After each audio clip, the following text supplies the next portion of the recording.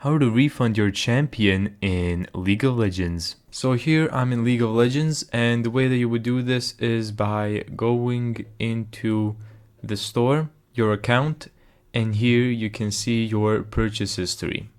Now I've purchased these two champions right here, and I couldn't refund them immediately after I bought them, and I had to wait for like 1 or 2 minutes to actually get the option to refund them.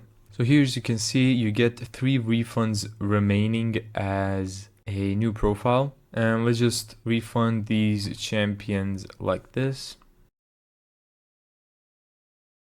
If you bought a champion and used it for over 90 days, you're not gonna be able to refund the champion. And this doesn't just go for champions, this goes for anything you bought. And there you go, that's how to refund in League of Legends. Thank you so much for watching this video. If you found this tutorial helpful, make sure to give it a thumbs up and subscribe. And as always, see you in the next video.